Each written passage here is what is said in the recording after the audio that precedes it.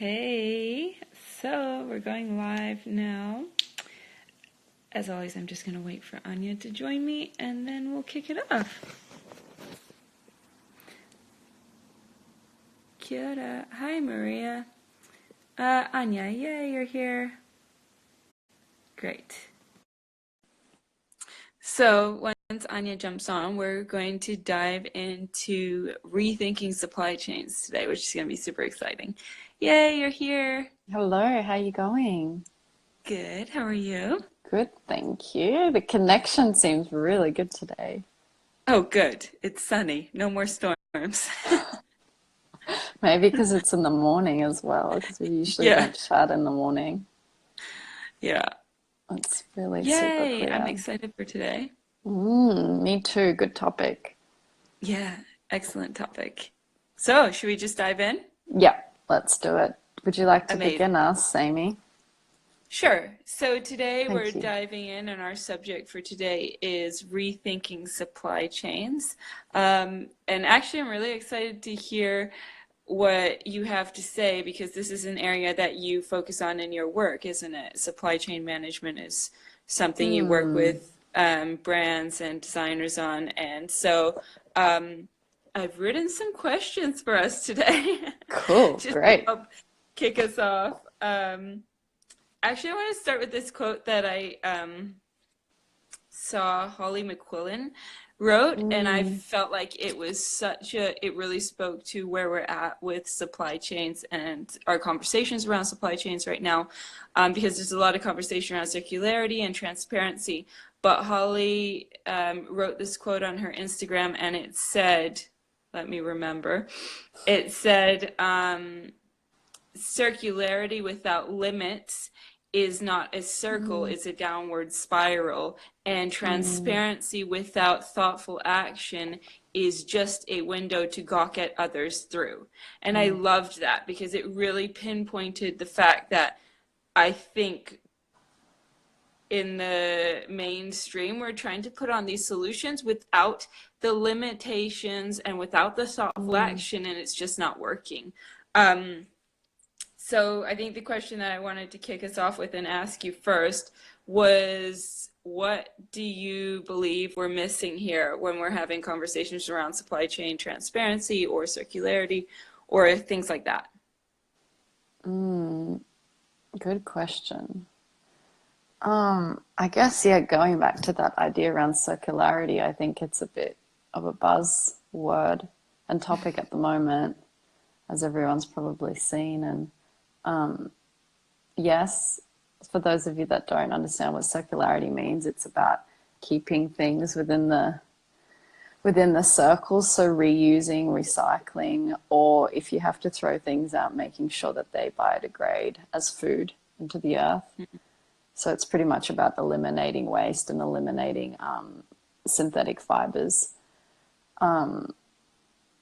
which completely does not address our production and consumption habits. It's a bit of a band-aid fix, a short-term band-aid fix, I believe. Even though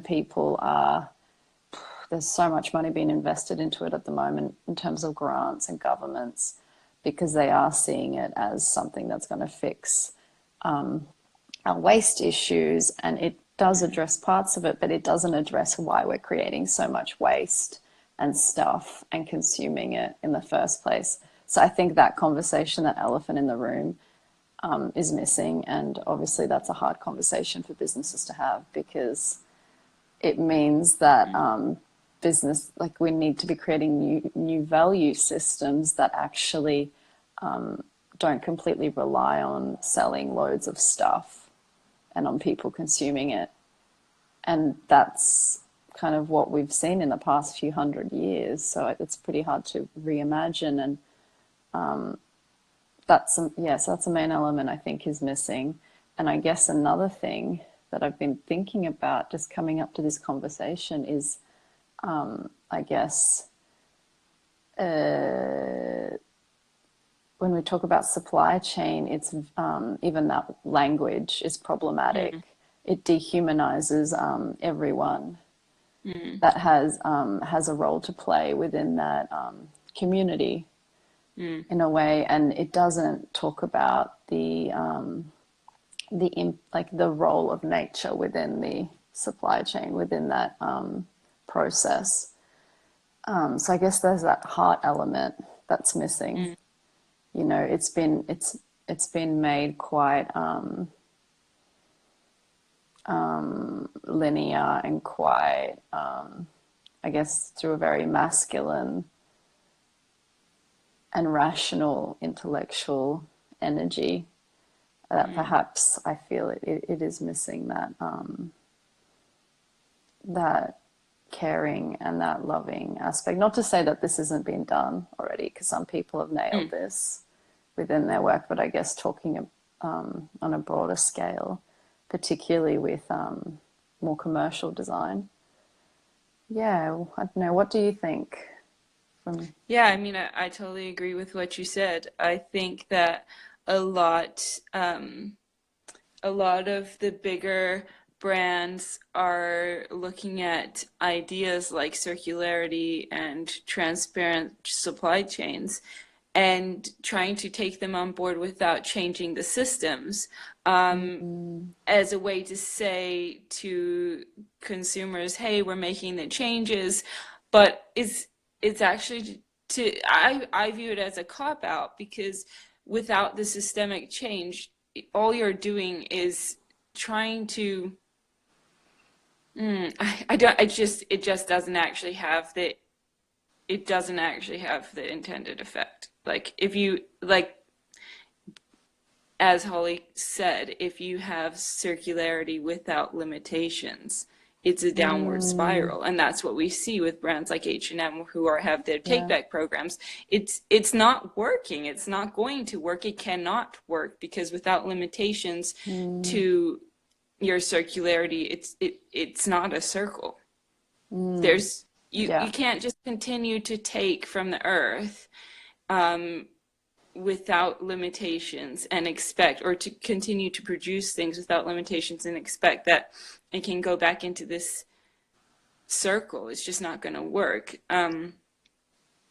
And I think what you said about the words, it's something we've had a conversation about a few times now. And yeah, like you said, I was also thinking about these words as we were leading up to this conversation, and thinking about even just when we name our children, as parents, we understand that the name that you give your child is so important, because it's the name that your child steps into. It calls them into mm, something of significance by naming your child something. And the research around it is there, that if you name a child mm, a name without meaning, they're far more likely to have depression later in their lives and things like that. mm, Obviously, our supply chain isn't a child, and this is a very different situation. But the point is that we dehumanize the very real people within the supply chain by naming it something like a supply chain.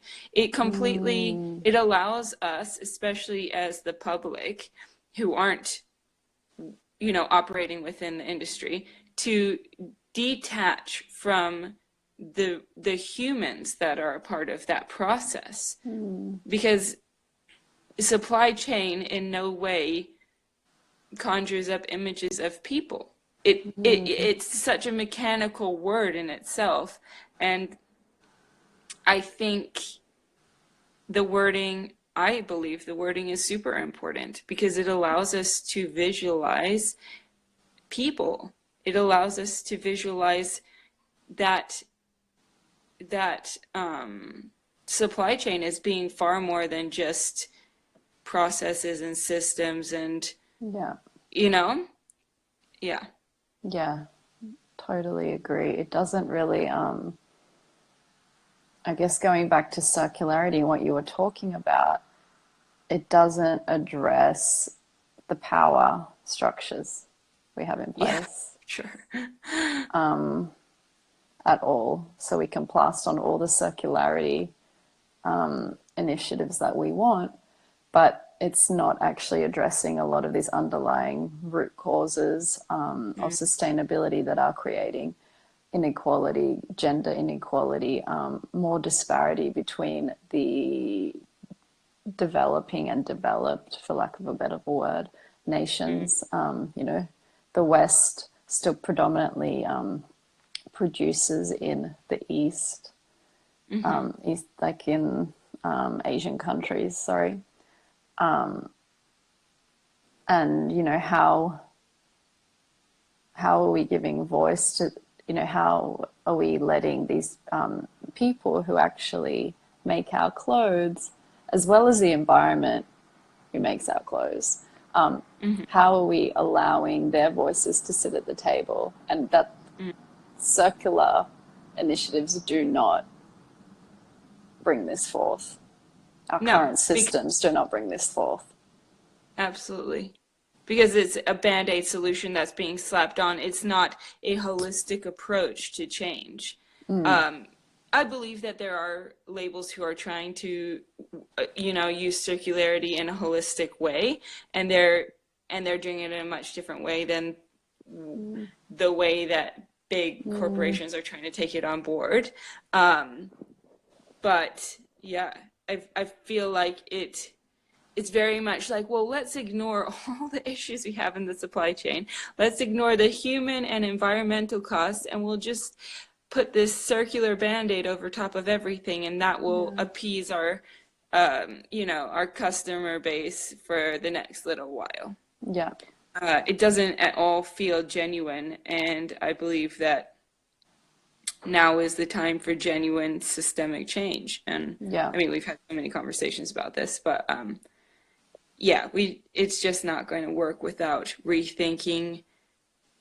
And like you said, the hierarchical structures of our supply chains, there's so many years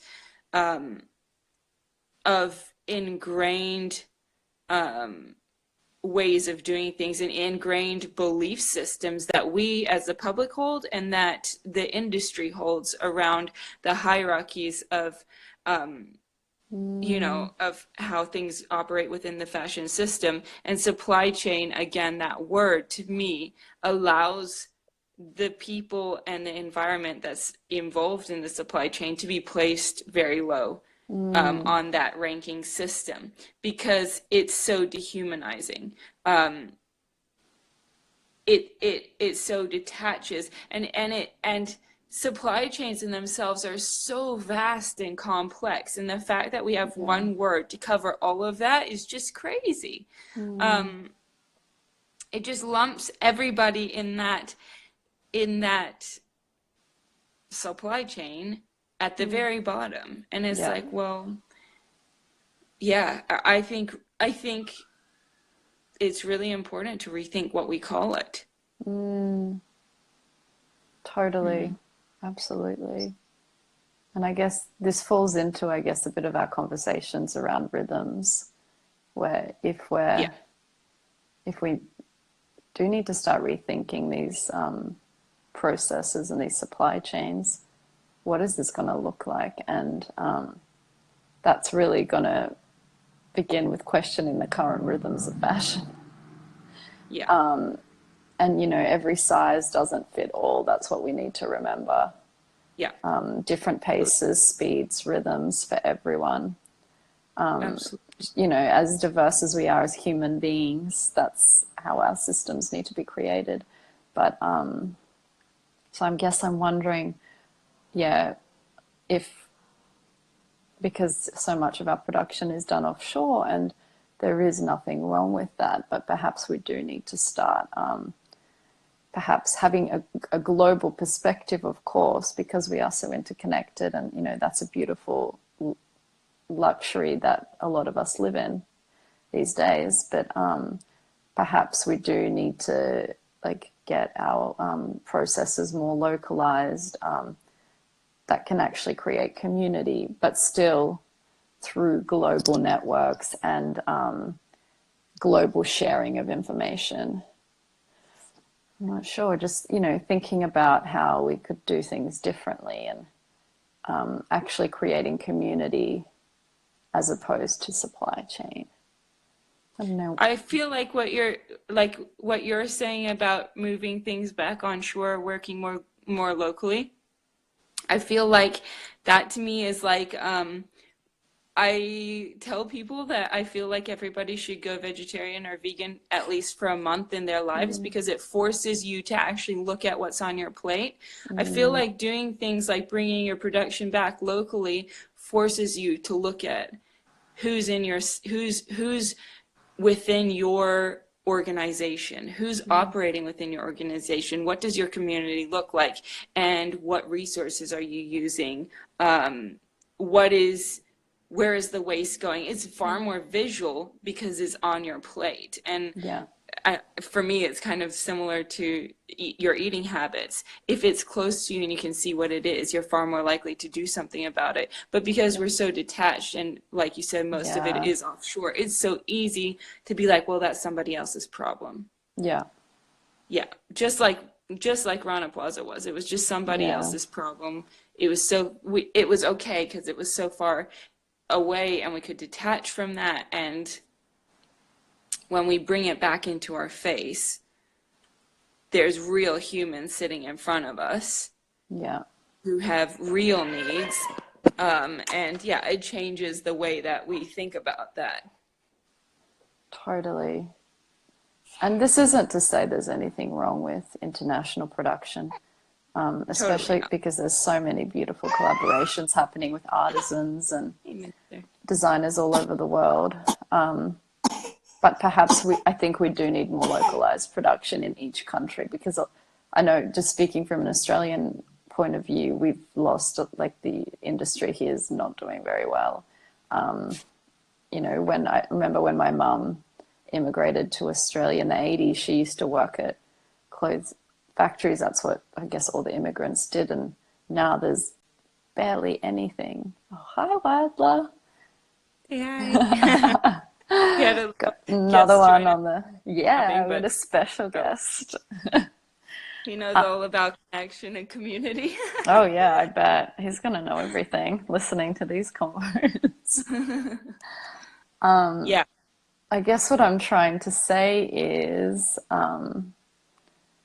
also it's going to, this is difficult because I think this is really ingrained in our economic system yeah, with, yeah. it's obviously cheaper to produce offshore, but so there's just so many, I guess, it's so complicated and complex. Yeah. But we do need to, I think, really start reimagining what this could look like, and even if it does mean that it's more expensive in the short term. Yeah. I don't know. Yeah, how do you Yeah, see this happening? it's not just ingrained in our economic system, it's ingrained in the way we operate as a culture. Because I mean, Mm, I was having this conversation with my dad the other day, and my dad is Indigenous Maori and my mom is European. Um, and that he was talking about the conversations that they had around land. So his land, which is his heritage land. And from her perspective, she said, what's the point of having the land if it doesn't make money or you can't sell it? And from his perspective, he mm, was saying, well, the land is my land. It's everything to my people. Like, why would I ever mm, sell that? And and to me, that just pointed to the different, and it's not to wrong one way or the other, but it pointed to the different belief systems and that I guess our collective Western way of thinking mm, prioritizes money making and prioritizes, um, something that can generate revenue or generates the most revenue. mm, That's one of our values. That's one of our key values as the West. Um, and I think it's important to rethink where in our value system that takes priority. Because mm, currently, I think that takes priority over the value of people, especially anybody who's not a part of that Western culture. So yeah. non-dominant cultures our value system as a collective come below economic gain, and Mm, so or profit. So if we could make a bigger profit margin on producing overseas, even though we might understand that the conditions aren't the best, then we will choose that because in our value system, that's prioritized over peoples of non-dominant cultures. And I think to recognize and acknowledge that is a huge part of this step in changing the way we think of supply chains, because it's an uncomfortable truth. And it's like the frog being boiled in the water. If you drop the frog in the boiling water, it's going to jump out. But if you slowly boil it over time, it's going to boil to death. And we've become so used to this way of being that we don't even question it anymore. And it's, I think, a huge part of rethinking our supply chains is, first of all, acknowledging some really uncomfortable truths that we hold, some really uncomfortable beliefs that we hold around the values of different people and how we do prioritize the value of ourselves over others. And I think that's important to acknowledge, because acknowledging things like that are the first step to being able to then address those, long held beliefs that we have. So I think that's one of the huge steps. Oh, that's huge, Amy. That just, I think, hit the nail on the head with a lot of stuff. That's colonialism still prevalent in the supply chain. And for sure. And I was thinking about this other day. I've seen a lot of articles written recently on capitalism and using the word capitalism versus using the word colonialism. But I feel like we're able to detach more from that word because it doesn't put our personal beliefs under the microscope. Yes. We are not responsible for changing anything if we're talking about capitalism.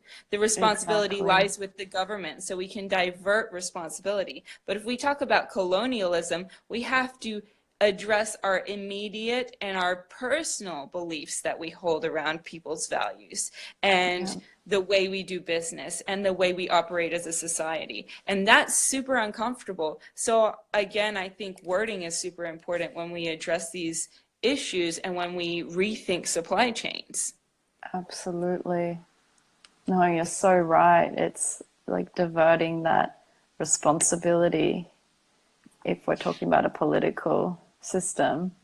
And I guess also, to be honest, like capitalism can be done well. Like we see people doing it consciously. It's obviously not on the mass scale, but it is happening. So I think it's like, people love to blame everything on capitalism, but it's the people that abuse it, like with anything, I guess. But yeah, you're so true. So it's, I guess, so there are like small, I guess predominantly small brands already kind of living this more connected, community-based process. There's some really small labels who are doing that, and but I think you can feel that when you're looking as an outsider in. You can notice the way they speak about. I mean, they're not speaking about supply chains, are they? They're speaking about their communities. They're speaking about women they have deep connection to, who they call their mothers and sisters and aunties, and who they sit around tables having tea with, and who they have and what's really interesting about these businesses is that they also have really great businesses that are thriving. For many of them are thriving from an economic viewpoint, like they're making money and being profitable and being seen. Like I just think of Jean with Zazie. Like you can see her in photos. But you look at the way she talks about her supply chain, and these are her sisters and her aunties, and she's spending time with them, having tea with them, knows their children, and the way she speaks about them is not as her supply chain, but as her community, the community of Zazie. And that's very different than the dominant way of doing things currently, which is where someone is above and, is rethinking supply chains to be a co-creative process, I think, so that Yes. you are involved in the community and you as the designer or creative are a part of it, but you are Yeah. just a single part of it and everybody else holds equal value. And I think that's what I see if we're using Zazie as an example, is that it's a co-creative process. Each person in it Yeah. holds equal value, and each person has their place. And as the creative or the designer, Jean's place is to be the voice for that. But it's rethinking. I think it's really important to rethink that. I think it's really important to rethink, supply chains as being communities of people rather than, Yeah. yeah. What do you Totally. think? And How do you think we foster more connectivity within supply chains? Like, how do you think we shift that from being a supply chain to a community? well, there needs to be that connection aspect. You actually, as a designer, or as the owner or founder of the brand, or as part of it, you need to be in direct contact with those people. Like, I can't imagine it any other way, I don't think. Like, there needs to be Yeah. and I think that involves in real life contact, not Yeah. only online, like hands-on contact. Like, I think that's important. And I think it's also about, like you said, that co-creation process. Oh, I love that word. Me too. It's not about the designer anymore, Yeah. just about the designer anymore. I think we need to move past those hierarchies in fashion. It is always a co-creative process, but for so long, the designer's been held at the pinnacle. And you know what? There is no such thing as a self-made successful person. I hate that when people say that, Yeah.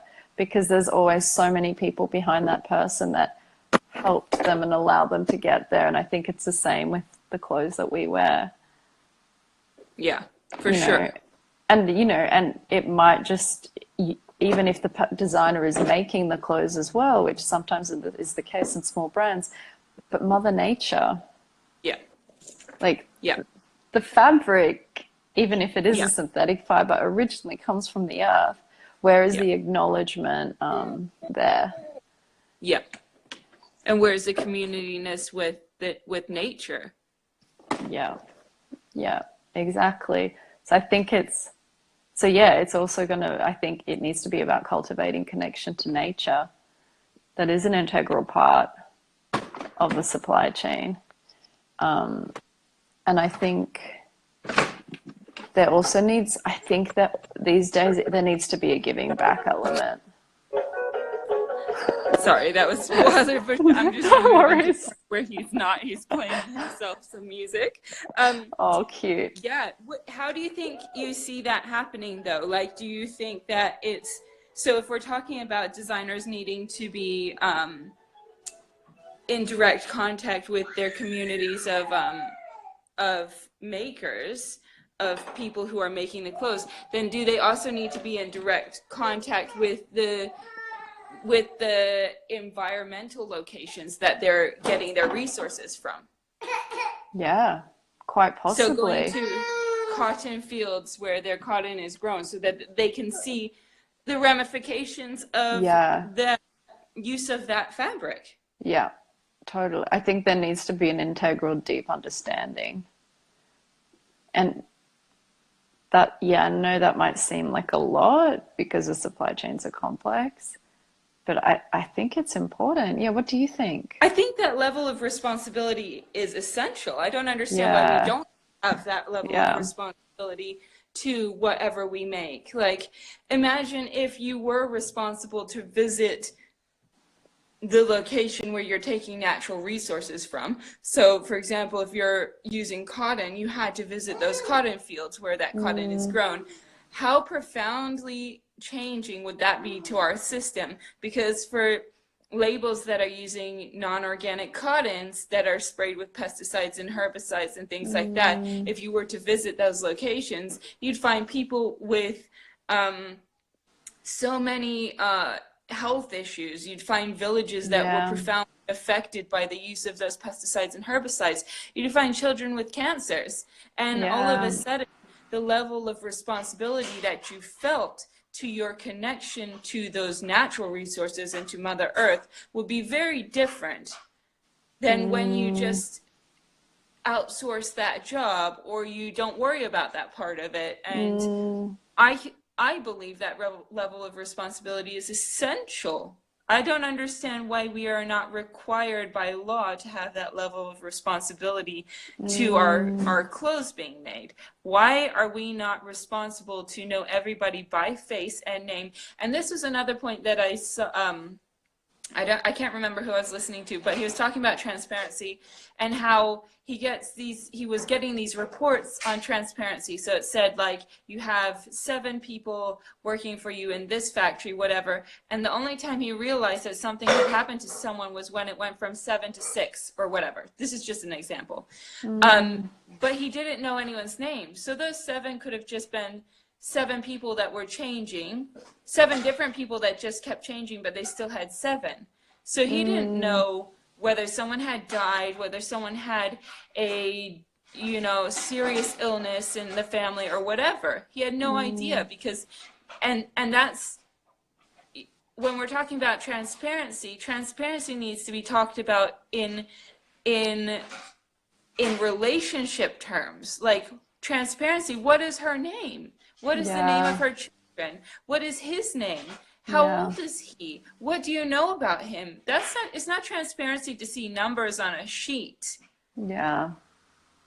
And so, I don't know, I think a part of rethinking supply chains, I think I would love if governments required us by law to know the names of the people within our systems, to visit at least once to twice a year all locations where we're taking natural resources from and non-natural resources, so that we had this deeper sense of responsibility and understanding of what it means to create something. Yeah. Oh, I love how you bring up this idea about responsibility. I think this is so essential, and this is what's missing. And obviously it doesn't always fall on the designer, because if you're working on a big company, you've obviously got For sure. founders and board of directors, etc. But people at the head need to be made responsible. For sure. For not only to see that all the good stuff that's happening, but it comes up with this idea of these people, the founders of brands, can be held liable for ecological devastation and exploitation of people in the supply chain, actually by law. Could that be a possibility? Because I hope so. there's been so many people bringing this up lately that within the fashion industry, who is held accountable for all this destruction. And perhaps if there was more of this connection element, that could be minimized. Yeah, and I think that if I just lost my train of thought. I feel like I feel like so many big brands and big companies are, and it's not just big ones either. I feel like so many people are diverting responsibility. They're playing ping pong. Like, it's the government's responsibility to enforce, regulations around this. Oh no, it's this company's or this corporation's or this organization's responsibility. Oh no, it's so and so's responsibility. And it's like playing ping pong. Oh no, it's their problem, their problem, their problem, their problem. And I feel like it's just trying to buy time. Like, how much time? I feel like a lot of companies are like, how much time can we buy by pushing out, by diverting responsibility to somebody else, by pushing out, by using Band-Aid solutions, by ignoring systemic change because it's inconvenient for us. But I do feel like it's not, we're getting to a point where it's not good enough anymore. Yeah. And we're, as the public is not going to accept that any longer, and is really going to demand more than just Band-Aid solutions. I feel like we're getting to a point in history where things are either going to change dramatically or we're going to have a big problem. Yeah. Well, they have to, and I feel like now it's getting so bad. Perhaps it has to get, I think it's getting pretty bad in most places, and in terms of governments as well. Everyone's going right wing. So perhaps it has to get really bad to then tip, perhaps. I don't know. Yeah. I mean, that's human nature, isn't it? We all wait till the last minute in general, till shit's really hit the fan before we're like, oh, well, now's the time. Quick, quick. While we still can. Oh gosh, yeah. But I really think that, like, I feel like for creatives and designers and founders of brands that jump on these lives with us, who are really interested in actually systemic change within their companies or within their brands or whatever, I feel like the first step is actually beginning to address your own biases and the places where you hold beliefs that are long founded around values within your supply chains and within your company. And I feel like when we begin to do that and we genuinely address those things, then we can move forward and look at where our company specifically, or where our brand specifically, is requiring different things within the way we operate. What do you think? What do you think is the first step for somebody who's genuinely interested in rethinking their supply chain but doesn't know where to start? Yeah, I think it's like you said, it starts from within. Yeah. Readdress, like, looking at our values, our beliefs, our thoughts, patterns. And I think a lot of that is from, societal programming. Yeah. But Sure. yeah, I think there's a lot of work to be done on the inside For sure.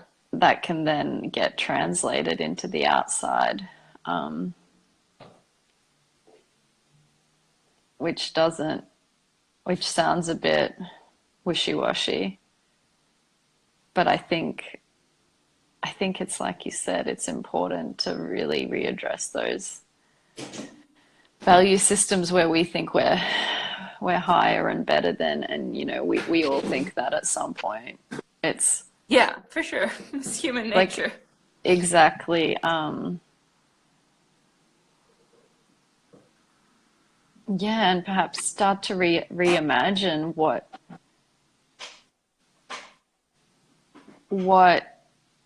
like you would like it to feel like and like it to look like. And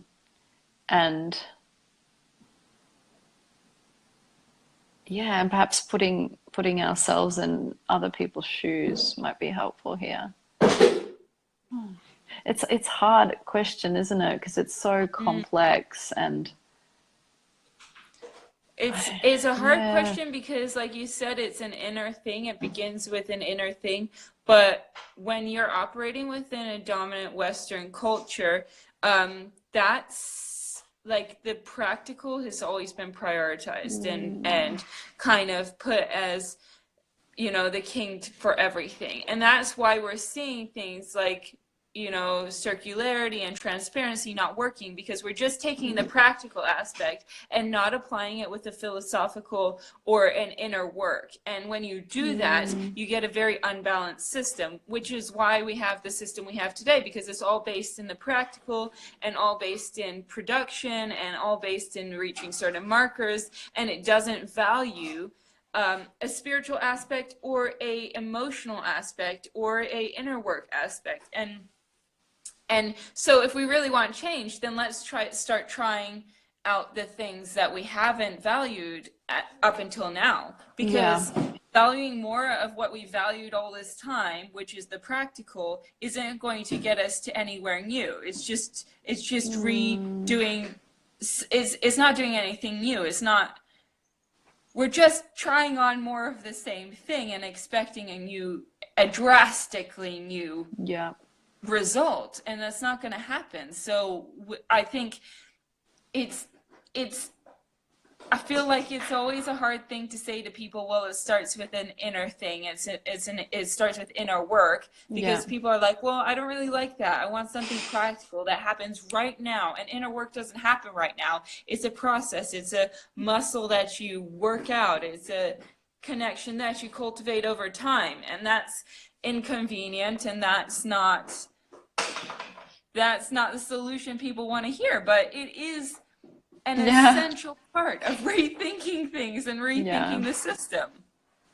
Yeah, absolutely. And I think, like, if we all dig deep, we will find that a lot of us have very similar values Yeah, that we actually most likely will be already living through that with our friends and our family, hopefully ourselves as well. yeah. But why are these values being left at the door when it comes to business? Yeah, it's because within dominant Western culture, everything is compartmentalized. There is a box for spirituality, there's a box for earth, there is a box for business, there is a box for family and friends, and they're all separate. They never intermingle.